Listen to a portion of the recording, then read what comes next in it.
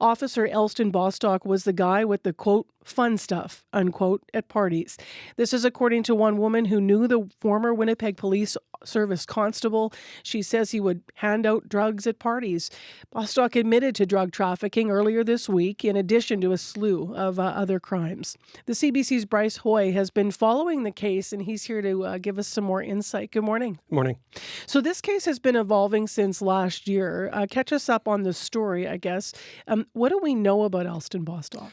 Right. So we know that this disgraced former Winnipeg police constable was let go from the force last year. Now, that followed an internal investigation, as well as a forensic search of his phone. It was very extensive, and it unearthed all of these unethical and illegal acts that we're talking about now. So some of those things that came out last fall were he leaked police information.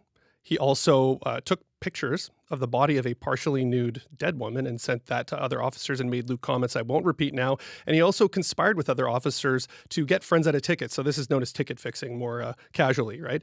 This week, he pleaded guilty to trafficking cocaine, MDMA, psilocybin, other drugs over the last decade. Now, that includes two colleagues on the force. And we know that his sentencing hearing begins next week. CBC has, as I alluded to, spoken to this former friend of Bostock. Tell us a little bit more about what we know about her. Right. So she feared backlash. So that's why we're not naming her. But she says she partied with Bostock in Manitoba's Interlake in the late 2010s. And what insight does she provide into Bostock's behavior while he was a police officer? Well, we know that he's admitted to supplying drugs to fellow police and friends, right? Prosecutors say that this was less about making money and more about social gain, which sort of tracks with what this former friend told us. She says that he had a reputation for getting people high for free. He would always be the guy at the parties with the fun stuff. If we were going out to a party and we knew Elston was going, he would always have the hookups of drugs that he would offer at the parties. It would be a white powder that he had in his pocket, and he would go around and lick his finger and stick it in his pocket and then just fairy dust all of us and pop his finger in our mouths. So, according to the former friend, these interlake parties and this fairy dusting, this went on between 2015 and 2019.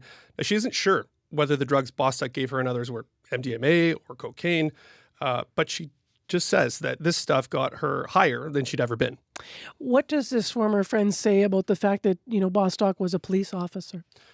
Well, she says to the best of her knowledge that he never partied with her while he was on the clock. And we know that in one case in court documents that Bostock admitted to another officer via text to doing a potent cannabis edible before going on shift in that one case. But during these parties in the Interlake in public, she says that Bostock, he wasn't terribly discreet about doing drugs or offering them up, or the fact that he was a cop. He was definitely proud, I would say, to be in that role, and knowing he was dealing and handing out drugs from his pocket, it just felt like, hey, so how far could he go in terms of illegal activities while being a police officer? So she said that this double life that he seemed to have was like an open secret among friends. Do we know where these drugs were coming from? Sort of. Much of what we know came from that internal investigation that I mentioned earlier in that extensive forensic audit of his phone. So that's why we at least know that he sourced from drug dealers numerous times. So in one case, in this agreed statement of facts, he's messaging with another officer about high-grade MDMA that one of his suppliers just got. In another case, he hooks another officer up with MDMA gummies as a birthday gift. Now, there's several times in these messages where actually police are reaching out to him. And they're asking for pharmaceutical-grade painkillers, anti-anxiety meds, psilocybin, illicit cannabis edibles, that sort of thing. And sometimes Bostock, he was supplying drugs on duty, sometimes out of his police cruiser. And he also admits that he once had a cocaine dealer meet him outside a police detachment on Grand Avenue for a deal. Now, I spoke with Tandeep Sidhu about all of this. He's a U of M assistant professor in sociology and criminology.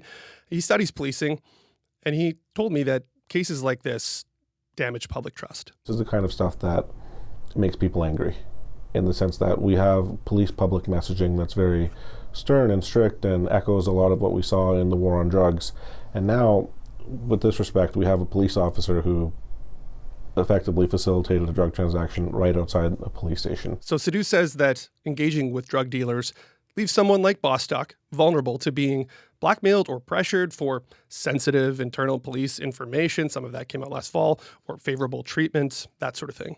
Now, what does Professor Sidhu say this says about the state of the Winnipeg Police Service? Sidhu says that this case challenges the one bad apple notion that we hear about sometimes when an officer is accused of something improper or found to have done actually illegal acts, like in this case. Sidhu says that it's clear that in this case, several officers knew what Bostock was up to, and several of them at least did nothing for years. Some actually benefited from Bostock's illegal connections and some of these acts that he was committing. So Sidhu argues that this all highlights potential systemic issues with police oversight mechanisms at the service, and he says within the Winnipeg police culture generally. These incidents are not contained to a single officer, that they have a far more encompassing web. I think it speaks to a broader subculture of deviance within policing, and it speaks to a broader police subculture where it's the premise of we will quote unquote protect our own. That sentiment is something that former friend of Bostock's that we heard from earlier also echoed. She says that she is still too fearful to share her accounts directly with police of what she saw from Constable Bostock during those years. It's just too much protection, I think, among police officers, it being an old boys club and everything. So what is next, Bryce, when it comes to Elston Bostock?